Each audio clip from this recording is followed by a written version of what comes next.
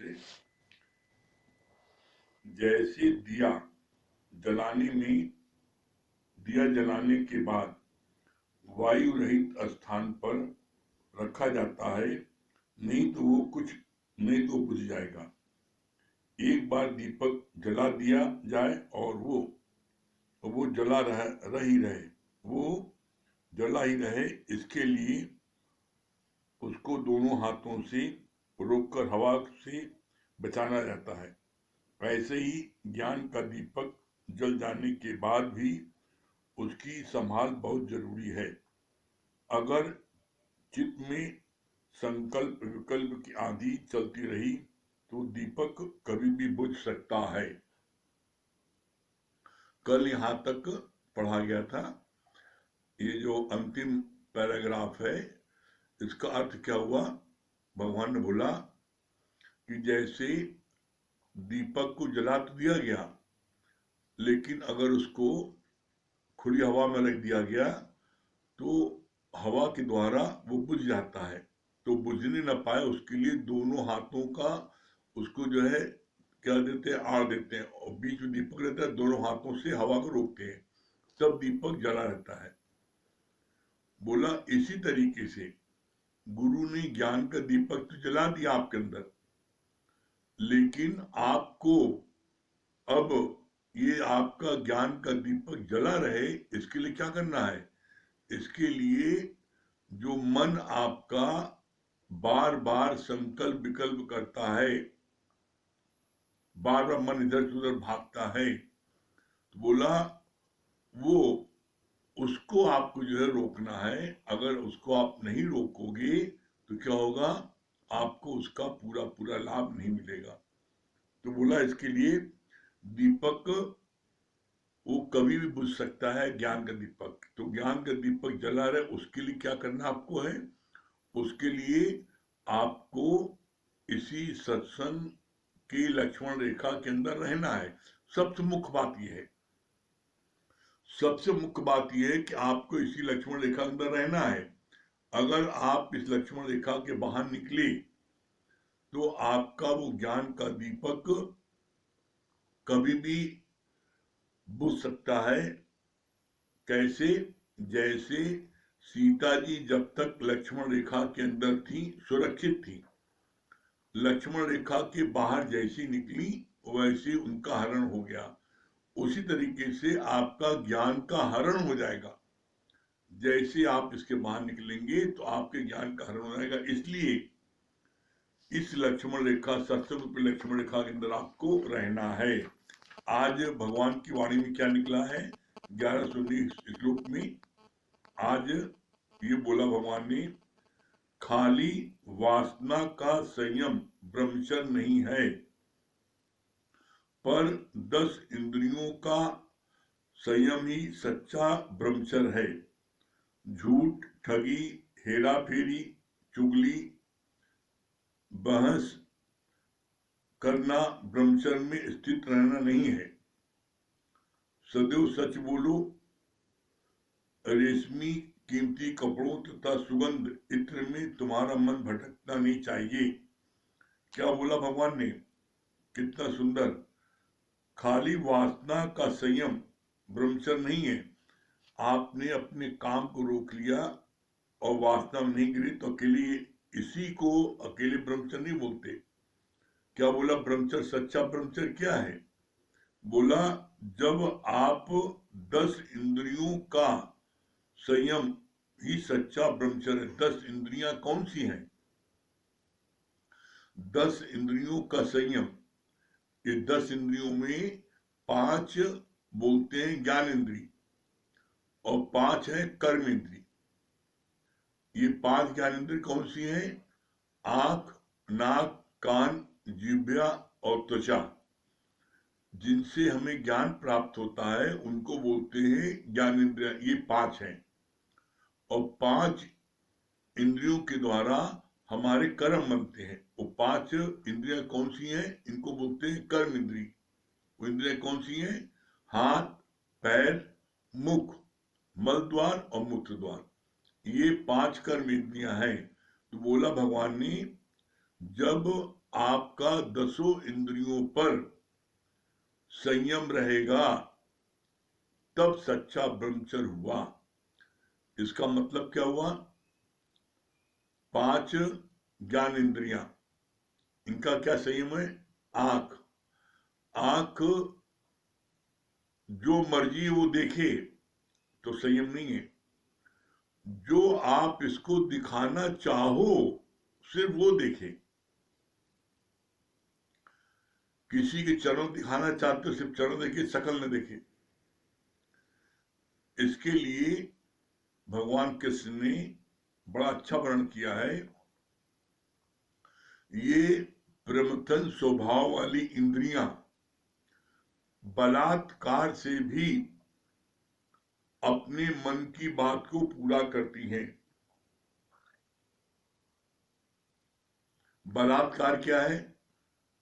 जैसे आप एक चींटी को उठा इधर से उधर रख दो, उसी तरीके से आपकी जो इंद्रियां हैं वो आपके लाख रोकने पर रुक न सके और अपने मन की कर लें। जैसे एज ए एग्जाम्पल गुरु ने बहुत अच्छा बोला इसके लिए। जैसे आप जा रहे हो रास्ते में और आपको कोई अति सुंदर स्त्री दिखाई पड़ी, आपने उसको एक बार देखा, आप सहजता में आपने एक बार देख लिया, अब वो आपके बराबर से आपके आगे निकल गई अपोजिट दिशा में। अब आप उसको पलट के देखते जा रहे हो, बार बार देखते जा रहे हो, जब तक वो आपके आंखों से ओझल नहीं होगी तब तक आप देखते जा रहे हो। यह है बलात्कार से प्रमुखन सोवान इंद्रियां अपने मन की बात को पूरा करना।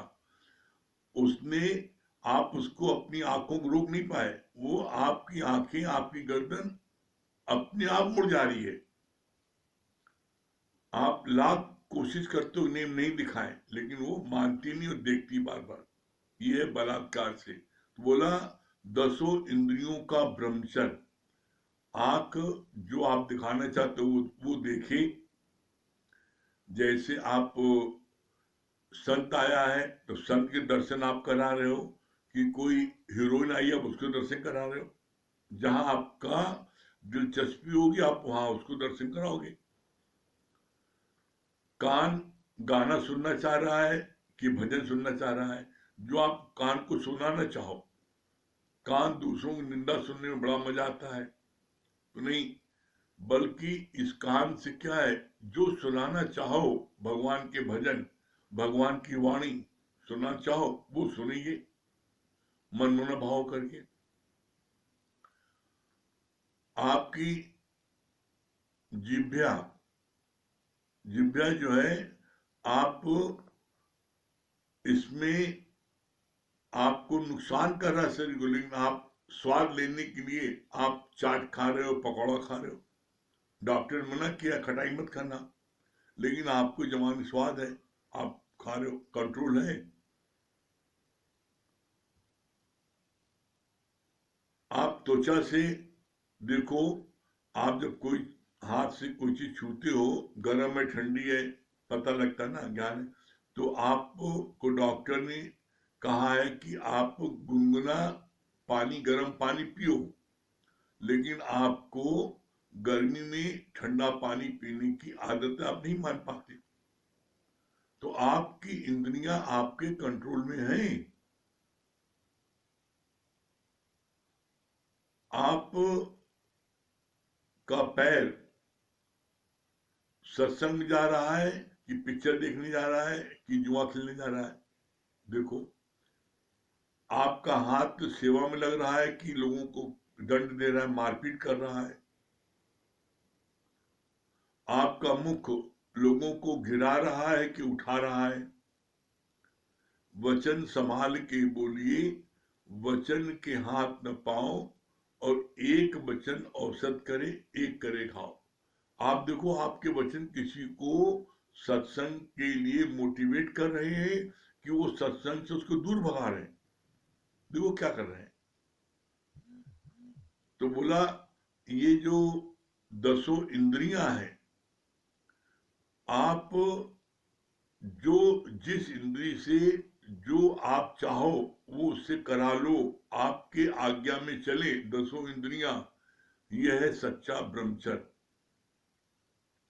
और अगर कोई इंद्री अपने मन से कार्य कर रही है, जहां उसकी आसक्ति है वहां वो जा रही है, तो फिर आपका सच्चा ब्रह्मचर्य नहीं है। फिर आगे बोला, झूठ, ठगी, हेरा फेरी, चुगली, बहस करना ब्रह्मचर्य में स्थित रहना नहीं है। जो ब्रह्मचर्य में रहते हैं, ब्रह्मचारी होते हैं, वो झूठ नहीं बोलते, फरेब नहीं करते, चुगली नहीं करते, हेरा फेरी नहीं करते।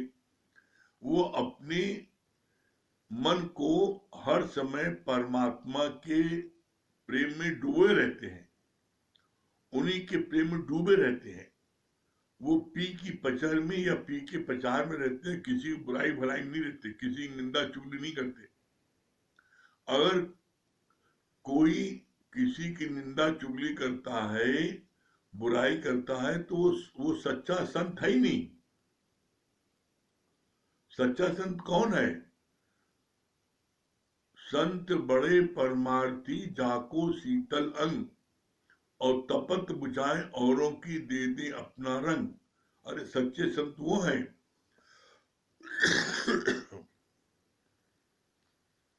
सच्चे संत वो हैं जो लोगों की तपस बुझा दे और अपना आनंद, शांति, प्रेम वाला उसको जो है उसको जीवन दे दे।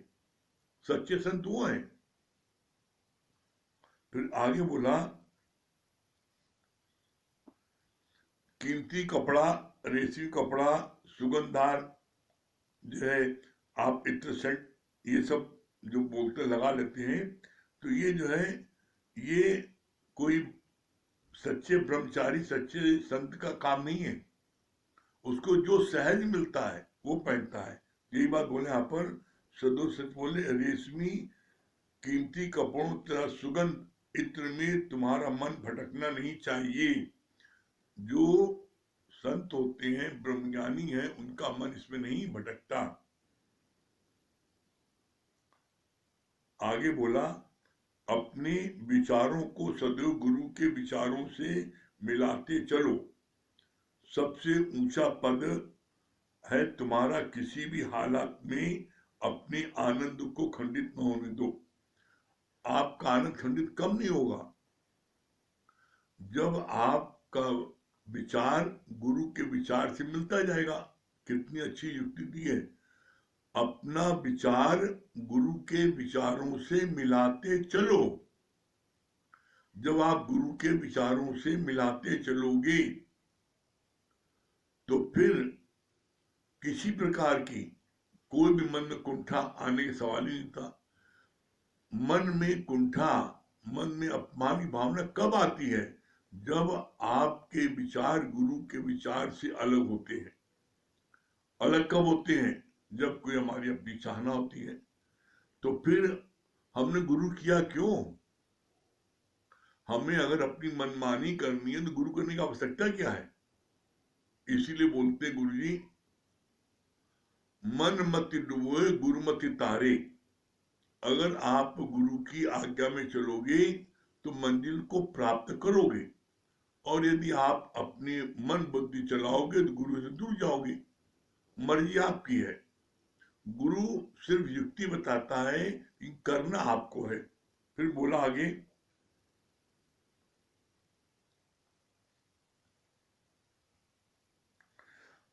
तुम्हारा आनंद किसी हालत में जाना नहीं चाहिए। आनंद तुम्हारा हमेशा रहना चाहिए, हर कीमत पर। अपने आनंद को किसी भी कीमत पर गंवाना नहीं।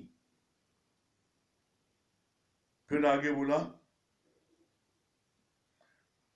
वचन पूरी तरह से नियंत्रित हो और योग के अभ्यास से तुम्हारा चित्त वश में होना चाहिए। अगर अज्ञानी मन के वशीभूत होकर क्रोध करता है और ज्ञानी का भी क्रोध पर नियंत्रण नहीं है, तो ज्ञानी और अज्ञानी में कोई भी फर्क नहीं है। कितनी अच्छी बात बोली। अगर आप भी क्रोध करते हो, ज्ञानी भी क्रोध करता है, तो दोनों फर्क क्या है? भगवान ने बोला नहीं, अज्ञानी कितना भी क्रोध करे, लेकिन जो गुरु की शरण आ गया है उसको तो क्रोध करना ही नहीं है। तो ज्ञानी और अज्ञानी फर्क क्या होता है? अज्ञानी के पास क्रोध बिना बुलाए आ जाता है और सब काम बिगाड़ के तब जाता है, और ज्ञानी के पास क्रोध बुलाने पर आता है और वो व्यवस्था को कायम करा करके फिर उसको वापस ज्ञानी कर देता है। कैसे? जैसे कैलेंडर की आग। बहुत अच्छा बोला। ज्ञानी और अज्ञानी दोनों को क्रोध आता है, दोनों क्रोध आता है। अज्ञानी के पास बिना बुलाए क्रोध आ जाता है, बिना बुलाए क्रोध आता है, और उस क्रोध में वो जो है क्या करता है, उस क्रोध में तहस नहस सब चीजें कर देता है। और ज्ञानी जो है क्रोध को बुलाता है। तो क्रोध को बुलाने क्यों बुलाता है? व्यवस्था को कायम करने के लिए। कहीं पर कोई अव्यवस्था छा गई है तो उस समय उसको क्रोध करना पड़ता है, न करे व्यवस्था बिगड़ जाएगी। जैसे एज एग्जाम्पल, कोई व्यक्ति सत्संग में गुरु की वाणी चल रही है और बीच में बार बार बोल रहा है, सभी को डिस्टरबेंस हो रहा है, तो उस समय गुरु को क्या है, सख्त आदेश देना पड़ता है, क्रोध को बुलाना पड़ता है और कहना पड़ता है कि चुपचाप वाणी सुनो, नहीं तो यहां से निकल जाओ। तो उसका क्रोध कैसा होता है ज्ञानी का? उसका क्रोध होता है जैसे कैलेंडर की आग। कैलेंडर की आग कैलेंडर जलाती नहीं है, लेकिन अज्ञानी जो है, अज्ञानी की का क्रोध जो है वो उसको भी जला देता है और जितना समा वो भी सब जल जाता है। तो अज्ञानी का क्रोध जो है वो सबको जलाकर राख कर देता है, लेकिन ज्ञानी व्यवस्था को कायम करने के लिए क्रोध को बुलाता है। फिर आगे बोला,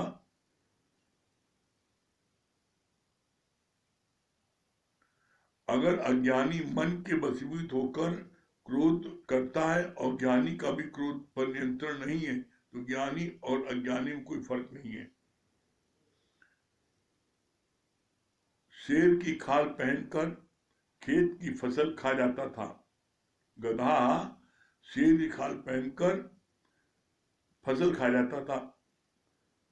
अचानक एक दिन माली ने रात को पहरा दिया और उसने जैसे ही शेर को, जो गधा जो था शेर खाल पहने था, उसने गुलेल लगाया तो शेर की खाल उतर गई और गधा आवाज करता हुआ वहां से भागा।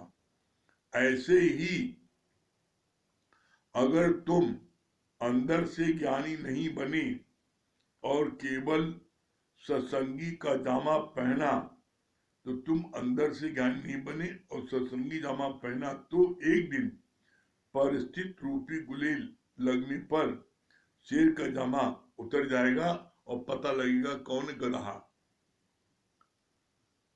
और ये हम लोग अक्सर देखते हैं।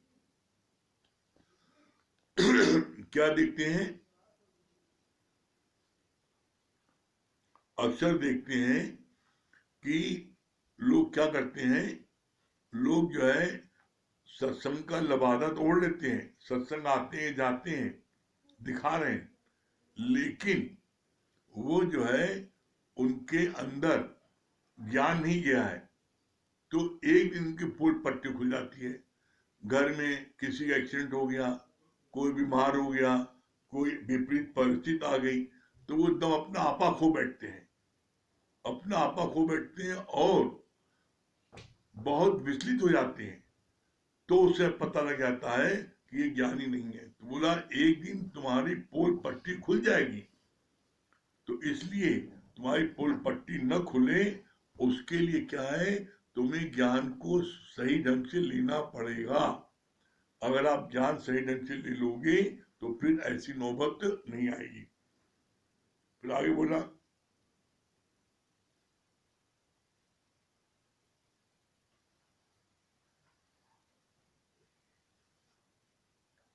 सच्चा गुरु कभी भी गृहस्थ की बातें नहीं सुनेगा।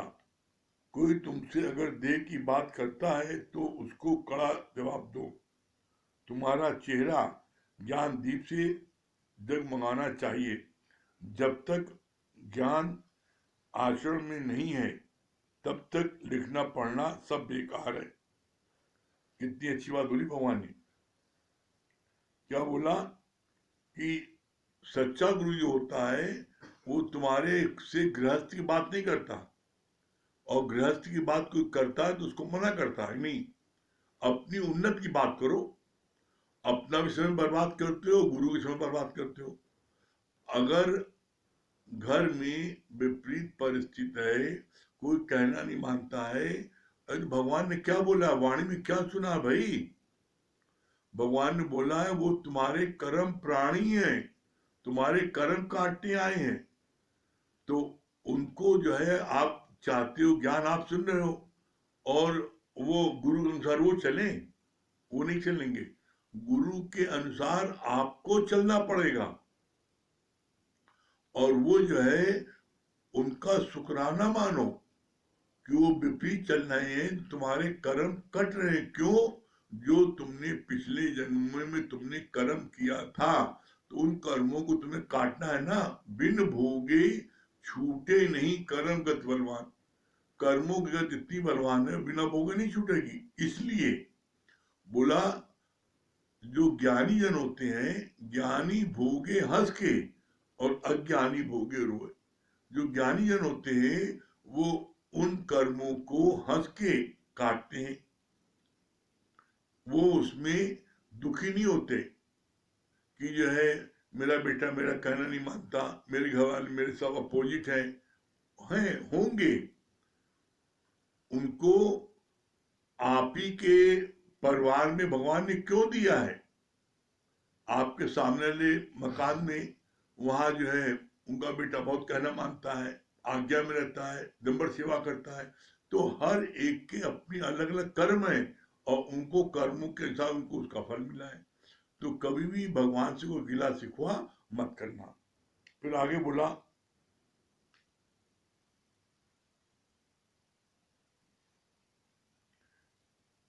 तुम्हारा चेहरा ज्ञान दीप से जगमगाना चाहिए। और ये फैक्ट है। आप ब्यूटी पार्लर जाओ, क्रीम पाउडर खूब लेप लगा लो, कितना भी क्रीम पाउडर लगा लो, वो जो है उससे चेहरा आपका कुछ देर आर्टिफिशियल ढंग से दिखाई पड़ेगा और वही पता लगेगा मारे पाउडर क्रीम लगाए है। लेकिन ज्ञान से चेहरा दमके, ज्ञान से जो है चेहरा आपका चौबीसों घंटे चमकता है, आकर्षण रहता है। तो बोला ज्ञान का आकर्षण, ज्ञान का जो जो वो है तेज, वो जो है वो इतना आकर्षक होता है कि एक बार आप जब ज्ञानी को देखते हो तो मन करता है देखते रहे हम। ये ज्ञान का प्रभाव होता है। फिर आगे बोला, सुखदेव जब गुरु से ज्ञान सीखकर आया तो बाप को नमस्कार नहीं किया। तो बाप ने बोला ये भार ढोने वाला गधा है, बिना नम्रता के ज्ञान कुछ नहीं है। ज्ञानी अपने अंदर ज्ञान की उपाधि यानी अहंकार भी नहीं रखता। सर्व के लिए अपना जीवन कुर्बान कर दो। बिना यूनिवर्सिटी से डिग्री लिए हुए तुमको कहीं भी सर्विस नहीं मिलेगी। क्या बात बोली भगवान ने? सुखदेव मुनि जो है जब ज्ञान लेकर के आए तो जब घर में जब अंदर गए तो उन्होंने पिता सामने बैठे तो उनको प्रणाम तक नहीं किया। बड़ा अहंकार में आ गया था। क्या अहंकार में आ गया कि मैंने जो है मैंने सारे वेद मैंने अब जो है ज्ञान हासिल कर लिया है। तो अब जो है उसके मन में ये भावना थी कि पिता मेरा सम्मान करे। तभी सुखदेव मुनि के लिए क्या बोला उनके पिता ने, ये भार ढोने वाला गधा कहां से आया है? तो उसको बड़ा बुरा लगा। तब फिर उसको बोला कि तुमको ज्ञान अभी हुआ ही नहीं है, ज्ञान का सर्टिफिकेट तुम जा करके राजा जनक से लो। तो उसको और बुरा लगा, अरे राजा जनक वो जो है राजपाट, इतना सुख वैभव, सारी सारी चीजें विलासता की भोग रहे हैं और कहते उनसे जाकर लो। तो बोला जैसे बिना यूनिवर्सिटी, आप यूनिवर्सिटी की डिग्री लिया नहीं, आपको यूनिवर्सिटी से सर्टिफिकेट नहीं मिला, तो आप कितनी पढ़ाई कर लो आपको सर्विस कहीं नहीं मिलेगी, क्योंकि सर्विस मिलते समय वो सर्टिफिकेट देते हैं। इसी तरीके से बोला पिता ने कि तुमको जो है जब तक राजा जनक का सर्टिफिकेट नहीं मिलेगा तुम ज्ञानी की श्रेणी में नहीं आ सकते। तब वो मजबूर होकर के राजा जनक के पास गया। तो राजा जनक ने क्या किया, उसको जो है उसको 3 दिन उसको कैसे बाहर धूप में पानी में बाहर खड़ा रखा और उससे मिले तक नहीं। और फिर इसके बाद जब देखा कि वो खड़ा है चुपचाप, कोई रिएक्शन नहीं हो रहा है, तब उसके बाद में उसको 3 दिन बाद उसको समय दिया और फिर अपने राजमहल में बुलाया और फिर उसके सामने सारी ऐश इशरत की, सारी भोग विलास की चीजें उसके पास रखी और 3 दिन उसको वहां रखा। तो उसमें भी देखा राजा जनक ने कि ये इसमें भी लिपायमान नहीं हुआ।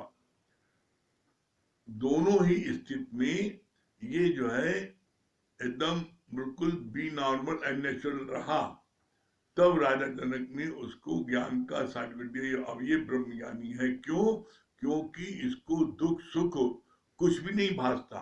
जो ब्रह्म ज्ञानी होता है उसको कितनी भी विलासता की चीजें मिल जाए तब भी वो उसमें फंसता नहीं है। क्यों? उसका ध्यान परमात्मा में रहता है।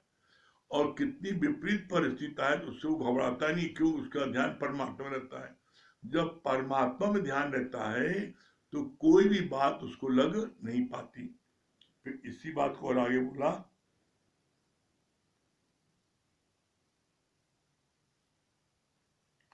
बिना यूनिवर्सिटी से डिग्री लिए हुए तुमको कहीं सर्विस नहीं मिलेगी। ऐसे ही जब तक तुमको गुरु से डिग्री नहीं मिली तब तक ज्ञान का फायदा नहीं है। ज्ञान गुरु जब तक तुमको डिग्री नहीं देता तब तक ज्ञान फायदा नहीं है। तब तक तुम अपने को ब्रह्मज्ञानी सेल्फ अपार्टमेंट नहीं कर लो, गुरु जब बोलेगा तब आप होगे। फिर आगे बोला, सीप के अंदर स्वाति नक्षत्र की बूंद जाती है तो मोती बन जाता है, केले में के मुख पर जाती है तो सीप के अंदर स्वाति नक्षत्र की बूंद जाती है तो मोती बन जाता है, केले के मुख में कपूर और सर्व के मुख में विष बन जाती है। स्वाति नक्षत्र की बूंद एक है लेकिन अलग अलग 3 प्रकार के लोगों के अंदर गई तो उसका तीनों प्रकार के लोगों का उसका अलग अलग रिएक्शन हुआ। क्या हुआ? जब वो स्वाति बूंद की जो है नक्षत्र की बूंद जो है वो सीप के मुख में जाती है तो वो मोती बन जाता है वहां पर। और वही वही जो है केले के मुख में जाती है तो कपूर बन जाता है। और वही सांप मुख में जाती है तो विष बन जाता है, जहर। इसी तरीके से ये ज्ञान भी है।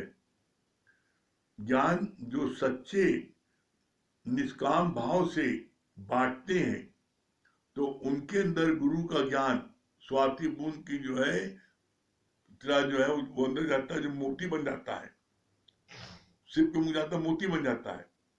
और जो जिनके अंदर में ज्ञान में पूर्ण श्रद्धा नहीं है, श्रद्धा है लेकिन पूर्ण गुरु के उसमें नहीं है, तो उनके क्या होता है, उनका जो है कपूर बनता है। और जिनको श्रद्धा नहीं, मूढ़ बुद्धि है, वो जो है वो उनको ऐसा लगता है ये सब ढोंग है, पाखंड है, तो वो ज्ञान को, जो भी ज्ञान सुनते हैं उसका जहर बन जाता है उसका। वो हर बात को, वो जो हर बात को क्या है उल्टा लेते हैं। जैसे क्या उल्टा लेते हैं, कहते हैं इनके यहाँ पर सभी भगवान है, धरती के सब ये जो है भगवान, जो भगवान वो सब मर गए और नए नए भगवान पैदा हो गए। तो वो ही जानते नहीं भगवान क्यों कहा जा रहा है। कोई व्यक्ति भगवान नहीं है।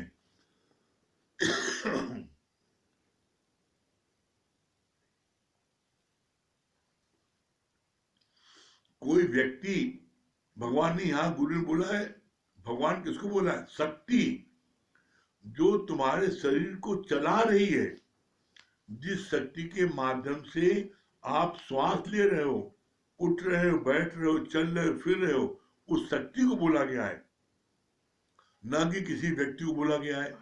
तो वो ज्ञान सुनते नहीं है लेकिन ज्ञान का उल्टा पुल्टा अर्थ लगा लेते हैं। तो उसका परिणाम क्या होता है, उसका परिणाम होता है कि वो जो है समाज में जहर फैलाते हैं। तो ऐसे में ज्ञान एक है, ज्ञान एक है, लेकिन जो है एक मोती बन गया, एक कपूर बन गया और एक जहर बन गया। तो इसलिए जिसके मन में पूर्ण श्रद्धा है, अंधी श्रद्धा है, अटूट विश्वास है, अता प्रेम है गुरु के प्रति, तो वो जो ज्ञान सुनता है उसका ज्ञान बन जाता है मोती। और जिसको भी वो जाकर के सुनाता है वो जो है वो मालूम हो जाता है, और वो तत्क्षण सुनाने वाले को भगवान की संज्ञा दे देता। आप तो मेरे लिए भगवान हो, आपने इतनी अच्छी अच्छी बातें गुरु बताई, मेरा सारा कष्ट दूर हो गया, अब तो मेरे को कोई तकलीफ भी नहीं लग रही है। तो ज्ञान सुन करके उनकी तबीयत ठीक हो जाती है, उनको निराशा से आशा आ जाती है। तो ऐसे में आप ये देखो कि आप ज्ञान सुनते समय आपका क्या भाव रहता है।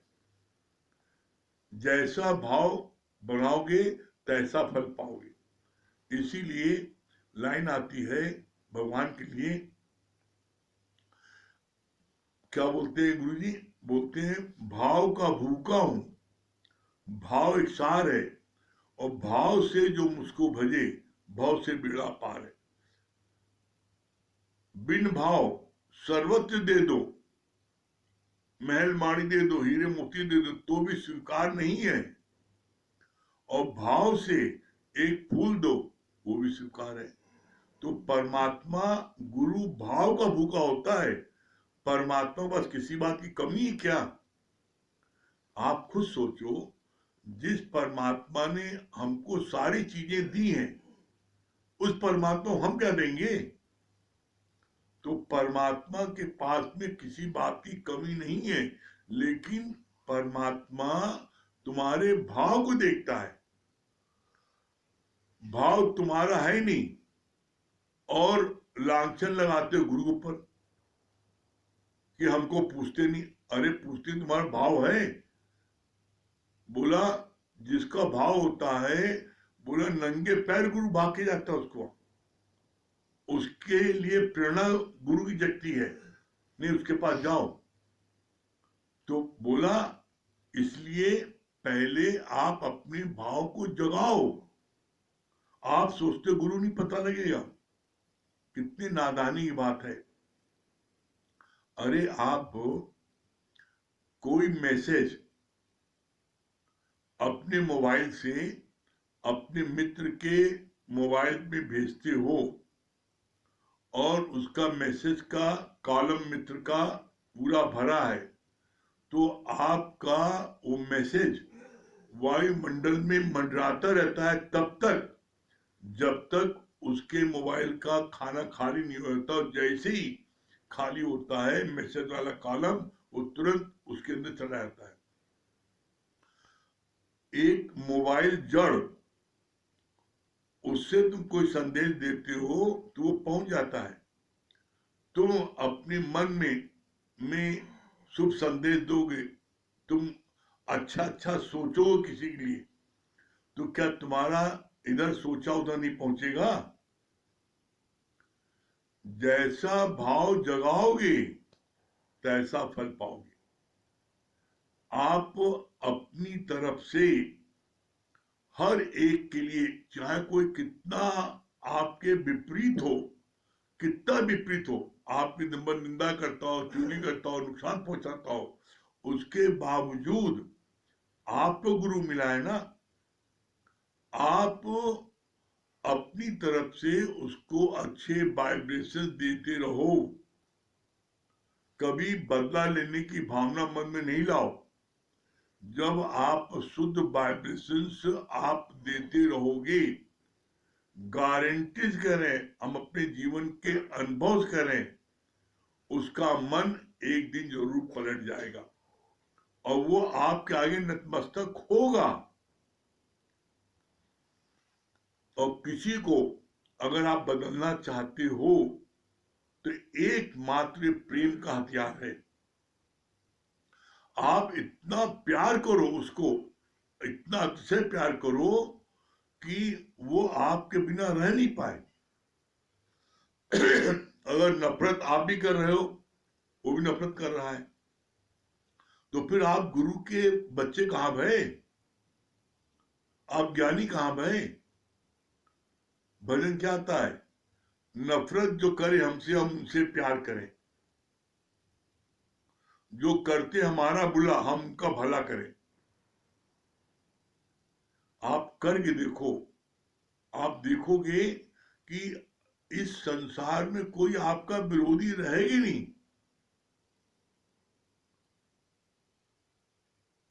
अगर आपको किसी से कुछ नहीं चाहिए तो प्यार करने में जाता क्या है? आप उसको अपना विरोधी क्यों मानते हो? विरोधी क्यों मानते हो? वो आपकी तारीफ नहीं करता, बस आपकी निंदा करता है। तो निंदा करता है तो जिस बात की निंदा करता है, आप उसको अपने अंदर चेक करो। हो सकता है कि वो, अरे भाई आप किसी को कॉपी जांचने के लिए देते हो तो उसको रुपए देना पड़ता है। आपकी बिना रुपए दिए वो कॉपी जांच रहा है, तो अपने अंदर झांक के देख लो। अगर वो चीज जो कह रहा है सही है तो अपने अंदर सुधार कर लो, और अगर सही नहीं है तो आप उस बात को इग्नोर करके आप प्यार करते जाओ, आप शुद्ध वाइब्रेशन देते जाओ। जैसे कल ही बात चली कि एक जड़ गुलाब का फूल, उसको कोई व्यक्ति सूट में लगाए तो महक देता, खुशबू देता है, और हाथों से मसल दे, पैरों से मसल दे, तब भी वो खुशबू देता, बदबू नहीं देता। एक जड़ अपना काम कर रहा है। आप मनुष्य होकर के, परमात्मा होकर के आप जब प्यार नहीं दे पाते, अपने दिल में टटोलना, आपको भी कुछ न कुछ चाहिए, इज्जत चाहिए, मान सम्मान चाहिए। आप कुछ मत चाहो, बस आप प्यार करते जाओ। देखो इसका सबसे बड़ा लाभ क्या होगा? सबसे बड़ा लाभ होगा कि आप जो है, आप हमेशा प्रसन्नचित रहोगे। आपके मन में एक न दो है ही भगवान। तो इससे आप 24 घंटे निर्विचार समाधि में रहोगे, कोई मन में विचार नहीं चलेगा। और एक भी आपका विरोधी होगा तो उसके लिए आपका विचार चलेगा। तो विरोधी आप किसी को मानते क्यों? सब भगवान का रूप है। आप करके देखो, और आपको आनंद न मिले, प्रफुल्लता न मिले, सच्ची मन में शांति न मिले, तब आप कहना। ठीक है? हाँ नीलू जी क्या बोल रही है?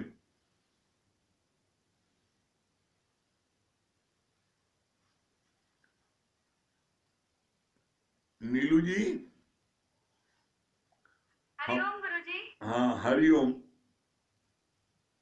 क्या बता रही है? जी गुरुजी, बहुत अच्छा लग रहा है गुरुजी। वास्तव में हमारे गुरुजी आप पूर्ण ब्रह्म ज्ञानी, और हम इस चीज को महसूस कर रहे हैं, सबको ब्रह्म की स्थिति में टिका रहे हैं। और हम सच बात है गुरुजी, अति भाग्यशाली हम तो चित्रा दीदी में देखते हैं कि साक्षात आपका रूप महसूस होता है उनके अंदर भी। जब फोन करते हैं वो काम भी करती रहती है, और गुरु की मतलब इतने शुक्राने में भीगी रहती है कि मतलब ऐसा लगता है कि 10 हाथियों का बल उनके अंदर आ गया है। वास्तव में हम लोग बहुत भाग्यशाली है कि आपका सानिध्य प्राप्त है। जी जी। हाँ भजन सुना दिए। जी गुरु जी। मुझे गर्ज और सहा एक तीर नीलू जी काफी है। आपकी साउंड बीच बीच में कट जाती है। आपकी साउंड जो है, अब क्या कारण है, साउंड बीच बीच में कटती है। जी गुरु जी, पता नहीं। हाँ नहीं, मोबाइल के सामने आप, मोबाइल के सामने आपका मुख होना चाहिए तो फिर नहीं कटेगी। ऊपर नीचे होता तो कट जाती है। मुझे गर्ज और गुरु जी आ रही है आवाज? हाँ अब ठीक है, एकदम ठीक आवाज आ रही है। मुझे गर्ज सहा हाँ आप जो चेहरा ऊपर कर लेती है तो आवाज कट जाती है, कि चेहरा ऊपर नहीं तेरा करिए। हाँ चेहरा सामने रखिए, ऊपर नहीं करिए। मोबाइल देखते रहिएगा तो आवाज साफ आएगी। आप जो ना भाव में डूब जाती हैं तो चेहरा ऊपर कर लेती हैं, आंख बंद कर लेती हैं। तो चेहरा सामने रखिएगा तो आवाज एकदम साफ आएगी। आप ईयरफोन यूज करें, हम आपको फिर कनेक्ट करते हैं। भैया ईयरफोन। हाँ सुनाइए। अच्छा हाँ सुनाइए। ईयरफोन नहीं है। ईयरफोन में थोड़ी दिक्कत है, इस वजह से वो सही नहीं चल चलिए रहा है। चलिए कोई बात नहीं, सुनाइए सुनाइए। मुझे गर्ज और एक तेरा सहारा काफी है। मझधार में डूबने वाली एक तेरा किनारा काफी है। मुझे गर्ज और सहारा बन बन के सहारे टूटते हैं। ये रस्में पुरानी है जग की, जो टूटे कभी उसे छूटेगा। वो तेरा सहारा काफी है। मुझे गर्ज लाओ सहारा एक तेरा काफी है। गुरुजी आवाज आ रही है? बहुत अच्छी आवाज है, एकदम ठीक आ रही है आवाज। जी गुरुजी। हंस राजे पपीहे को लब क्या, नदियों और तालों से स्वाति के बरसे बादल से, स्वाति के बरसे बादल से, केवल एक काफी है। मुझे गर्ज ना सहा एक तेरा सहारा काफी है। मुझे गर्ज ना सहा चलो देते हैं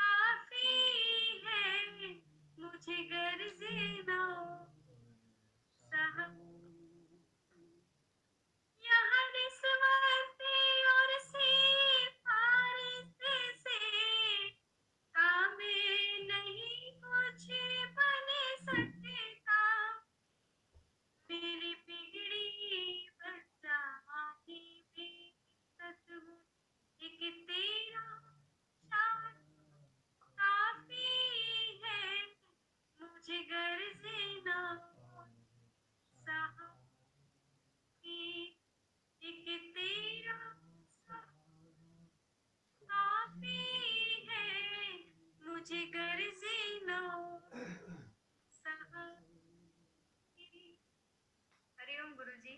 बहुत सुंदर। राम प्रकाश। हाँ, राम प्रकाश भैया।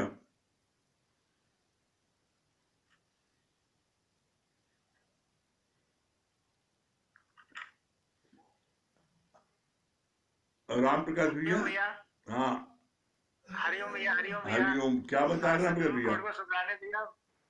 हाँ, अनम्यूट किया भैया। हाँ, क्या और बता कैसे रहे? भैया? अच्छा लग रहा है, बहुत बहुत बहुत अच्छा लग रहा था भैया कि भाव का भूखा हूँ। भाव एक सार है, भाव से जो मुझे बजे भाव से बेड़ा पार।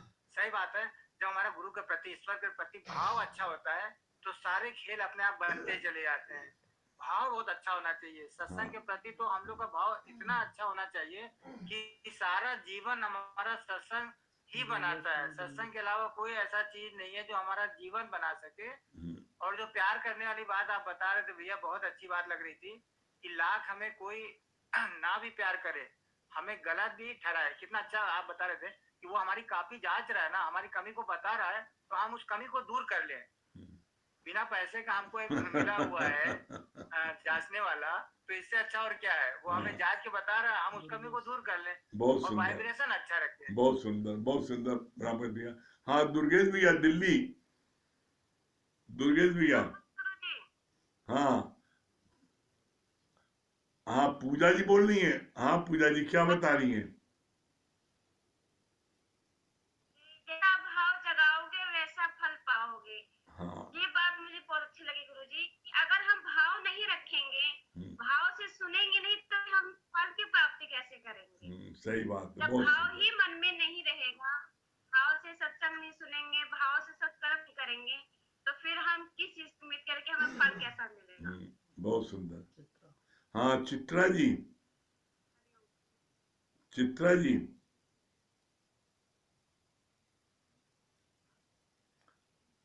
चित्रा जी।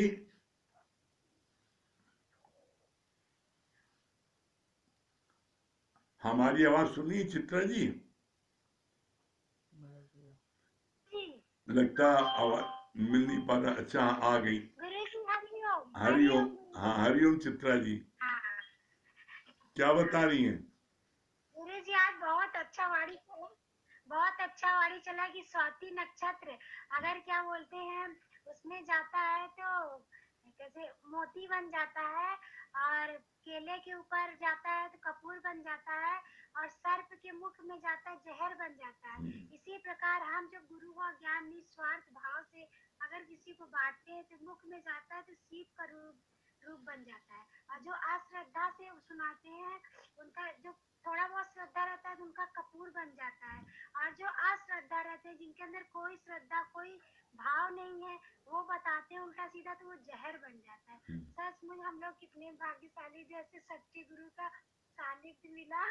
बहुत सचमुच गुरु जी आप बता रहे थे, आंख से आंसू बह रहे थे कि वाह रे गुरु जी कैसे मतलब दिल की हर बात जान लेते हैं।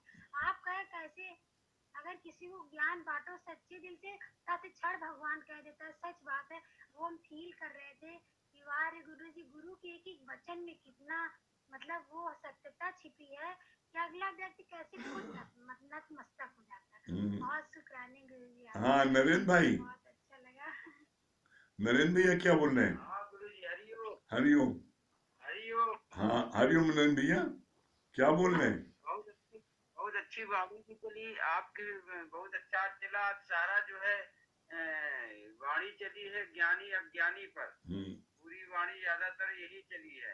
आपने कहा ना कि मन मत डुबाए गुरु मत तारे। अगर अपना मत चलाओगे तो जो है आप भव से पार नहीं होगे।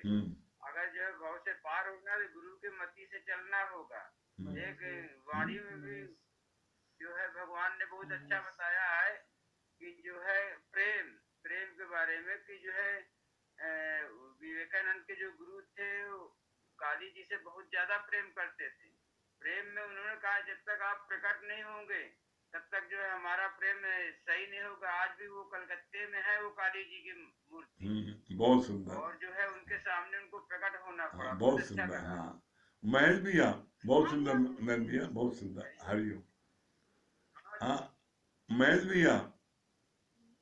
हरिओम गुरु जी। हरिओम। हाँ, क्या बता रहे मैं भैया? बहुत अच्छी बात लगी कि जितना हम गुरु के प्रति श्रद्धा विश्वास रखेंगे उतनी ही ज्ञान में उन्नति होगी। और जैसे आपने बताया ना कि गुरु से अगर सच्चाई से ज्ञान लेंगे तो वो ज्ञान हमें हमारे लिए मोती बन जाएगा, और जिसको हम बताएंगे तो उसको उससे फायदा होगा, वो हमें तत्क्षण भगवान मान लेगा। हाँ। ये और बात बहुत अच्छी लगी। चित्रा जी, क्या संगीता रानी? हरिओम। हरिओम गुरु जी। हरिओम। बहुत अच्छी बात लगी कि जैसा भाव जगाओगे वैसा ही फल पाओगे। और जैसे आपने वाइब्रेशन वाली बात बताई कि वाइब्रेशन अगर तुम अच्छा डालोगे, जैसे फोन में मैसेज रहता है तो वो पहुंचता जरूर रहता है, ऐसे तुम्हारा भी मैसेज जो अच्छा रहेगा तो अच्छा पहुंचेगा और गलत रहेगा तो गलत पहुंचेगा। ये बात बहुत अच्छी है। हरिओम। हरिओम। हाँ, पूनम जी,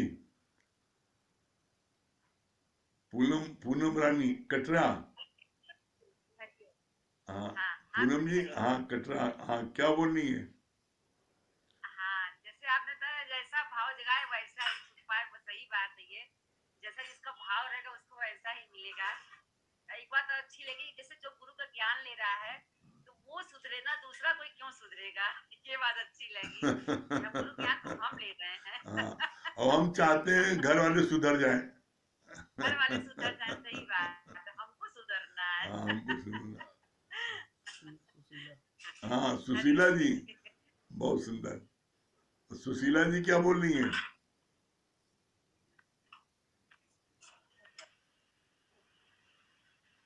हरिओम गुरु जी। हाँ, हरिओम। बहुत अच्छा बताए हैं, इसकी सच बात बताए हैं कि प्रेम से अगर मतलब फूल भी एक दे देता है हो जाते हैं, लेकिन अगर मतलब व्यवहार से मतलब बहुत कुछ भी दे देते हैं तो वो बात नहीं रहती है। तो दूसरी बात ये भी अच्छी लगी कि जैसे कहता है ना, बाल बच्चा को देख करके माँ दुखी हो जाते है या कोई भी हो जाता है, फलना का बच्चा बहुत अच्छा मेरा नहीं है। ये बात बहुत सीखती है कि भाई अपना कर्म के होता है, जो मेरे कर्म में लिखा होगा वही मिलेगा। अब दूसरे को क्या देखिए। बहुत आज की वाणी सच में बहुत अच्छी अच्छी वाणी थी, क्या बताए, जितने सुने हैं वो सभी लग रहा था कि आज तो जीवन के पूरा कथा ही मतलब सुन गए हैं, ऐसे लगने लगा है। ये भी बात अच्छी लगी। आपकी आवाज नहीं आ रही है। सुशीला जी, आपकी आवाज नहीं आ रही है।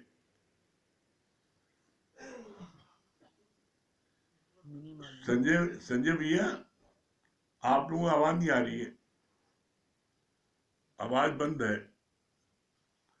हाँ, नेटवर्क लगता है नहीं आ रहा है। हाँ, मिनी मालविया, नेटवर्क नहीं आ रहा। मिनी मालविया जी। हरिओम भैया। हाँ, हरिओम। भैया आवाज आ रही है? हाँ, बिल्कुल आ रही है तो। हरिओम भैया। हाँ, क्या हाँ बता भैया, रही है? आपकी एक बात हमें बहुत अच्छी लगी भैया कि चाहे कोई प्रेम करे और चाहे न करे, उससे प्रेम करो, इसका तो हमें मिल गया है। आज हम इनसे बहुत नाराज थे कि आपने तारीफ की बातें की। हमने कहा हम इतना अच्छा काम करते हैं, आप तारीफ क्यों नहीं करते। हमको कहा भैया ने देखो मेरे प्रश्नों का उत्तर दे दी। हमने कहा इतनी आप काम करते हैं तो मेरी तारीफ करते तो। और ये बात ये लगता है कि आपके पास आने से भैया हर जी को बहुत प्यार मिला। जैसे मेरे भाई हैं, उन्होंने हमको फोन किया, उनकी लड़के की शादी तय हो गई, तो कहते तुमसे बात करने में इतना अच्छा लगता है कि हम क्या बताएं। हमके ये सब, हम अपने गुरु के पास जाते हैं, जिस दिन तुम लोग भी आओगे तो यही 3 घर में रहते भैया, इतना हमसे प्रसन्न रहता है। हमारे चाचा के सगे चाचा और हमको बहुत लाइक करते हैं हमेशा। मतलब कोई अपने घर, हमने कहा देखो तुम लोग भी गुरु के पास आओ तो शायद तुम लोग को भी इसी तरह से अच्छा लगेगा। बस भैया आपके पास जाने से सच में हर जगह प्यार ही प्यार मिल रहा है। चलिए, बहुत अच्छा लगता है बहुत भैया। सुंदर। हरिओम। चलिए, हरिओम जाप कर ले। हैं? टाइम हो रहा है, हरिओम जी जाप भैया। कर ले।